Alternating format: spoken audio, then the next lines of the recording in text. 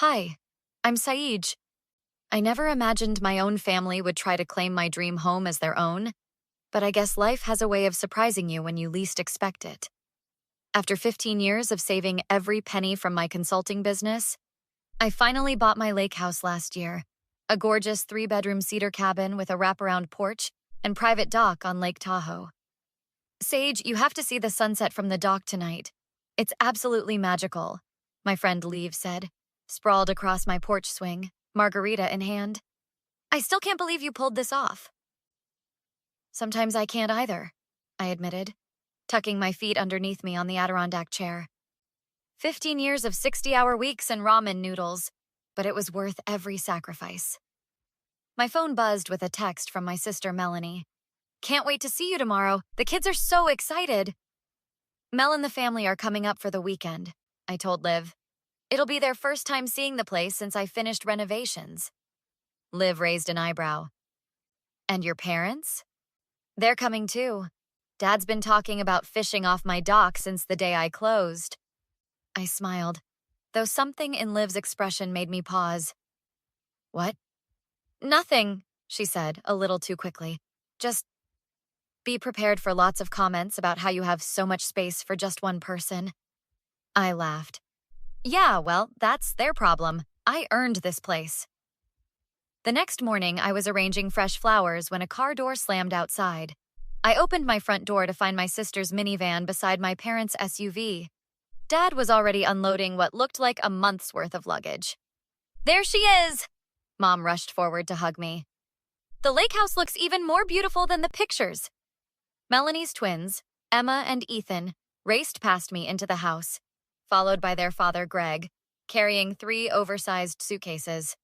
Whoa, guys, I laughed. You know it's just a weekend visit, right? An uncomfortable silence fell. Dad suddenly became very interested in the gravel driveway. About that, Mom said carefully. We need to talk. 20 minutes later, I sat stunned in my living room, surrounded by my family. So let me get this straight, I said slowly.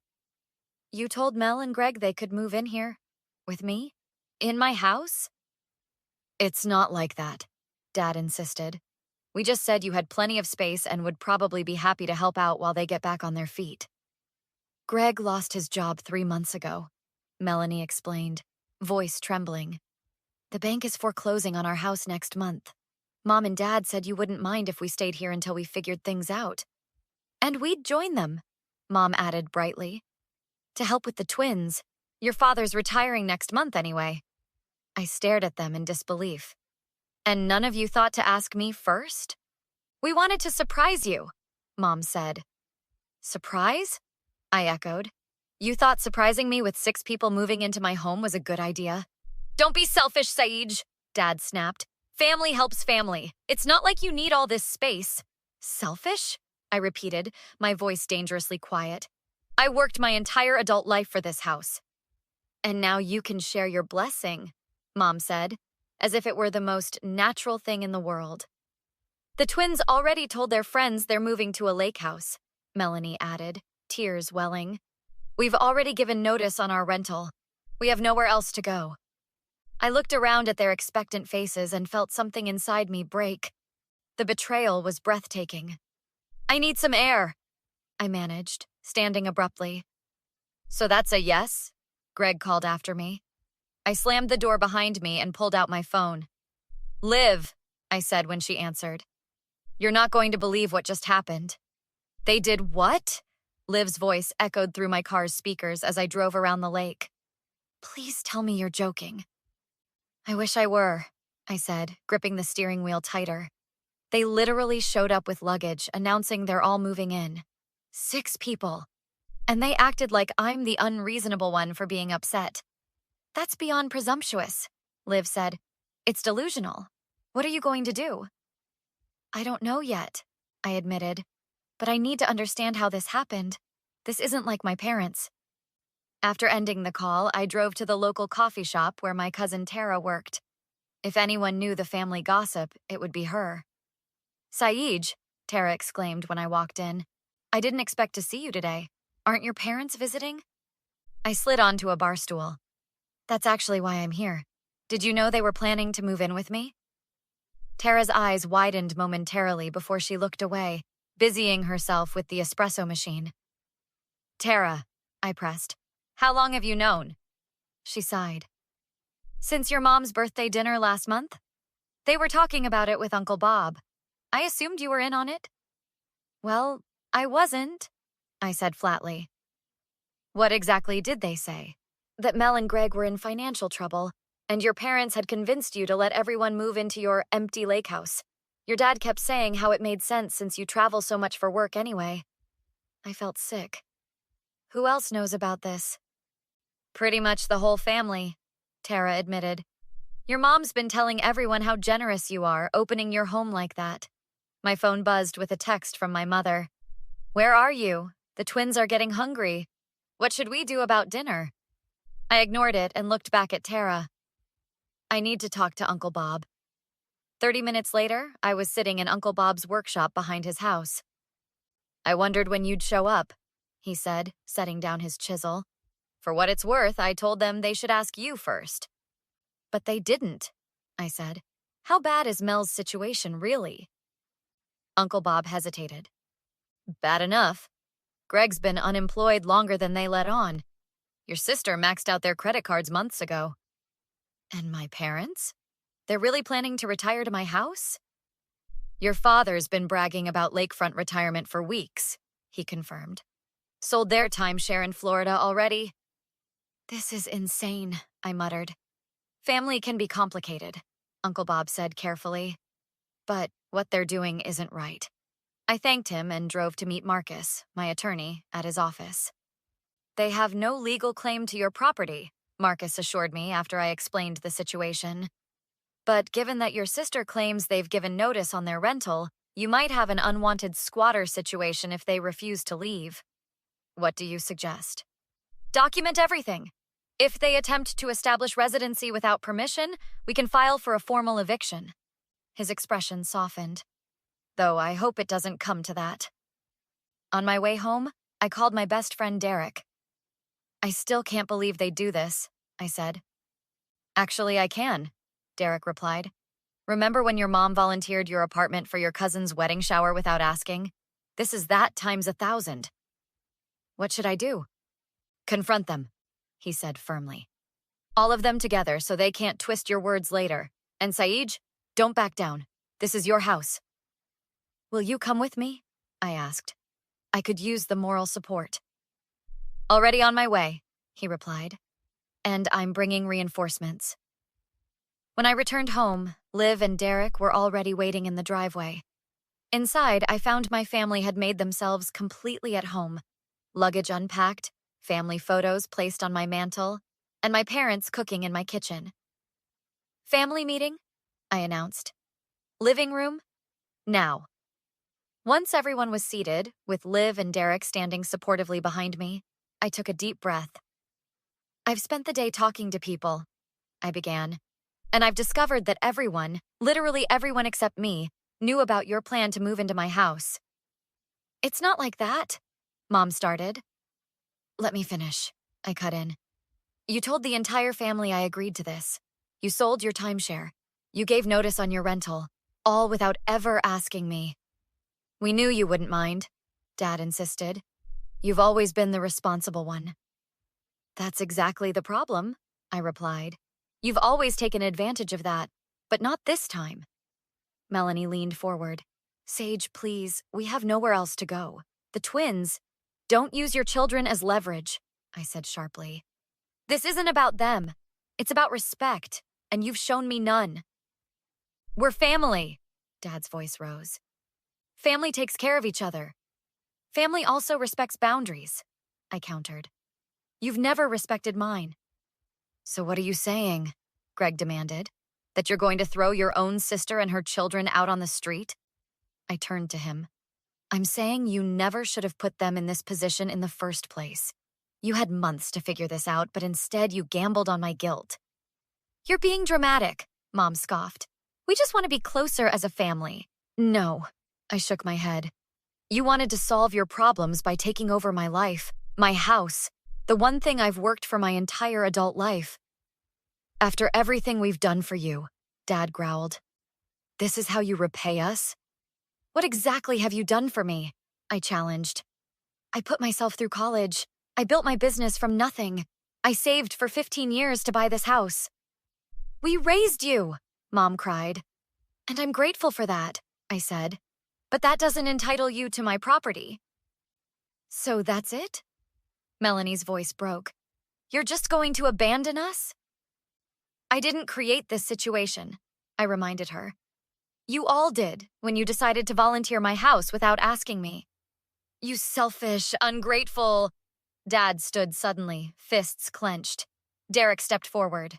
Sir, I think it's time you calmed down. Stay out of this, Dad shouted.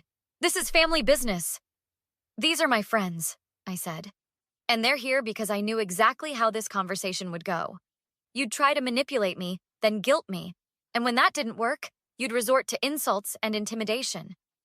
How dare you? Mom gasped. No, how dare you? I fired back.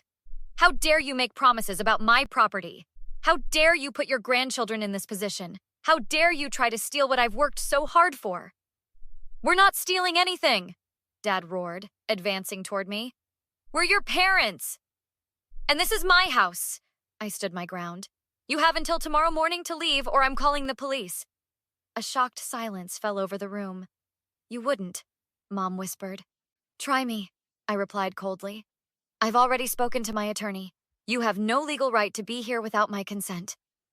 You'd really do this to your own family? Melanie sobbed. You did this, I corrected her. All of you. When you decided my consent wasn't important.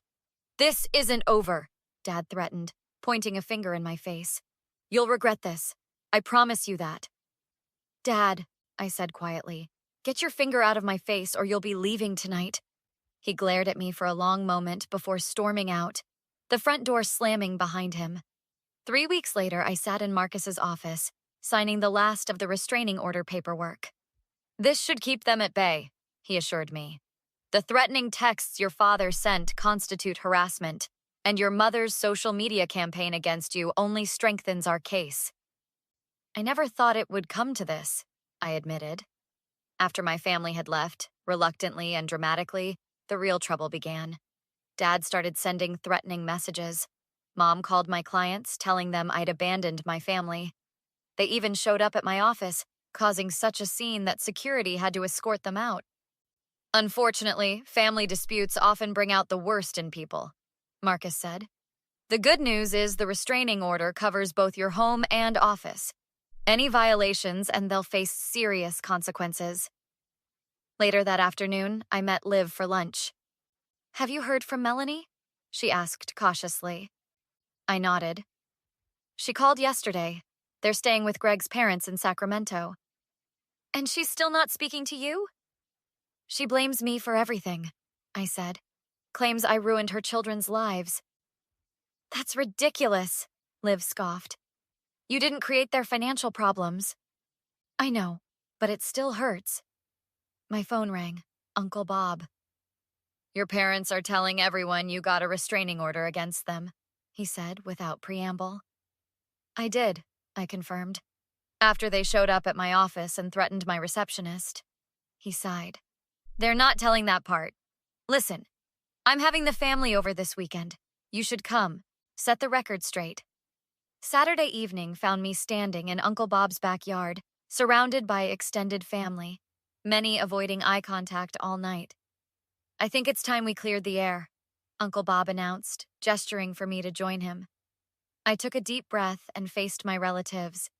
I know you've all heard stories about what happened, but the truth is simple. My parents and sister attempted to move into my home without permission.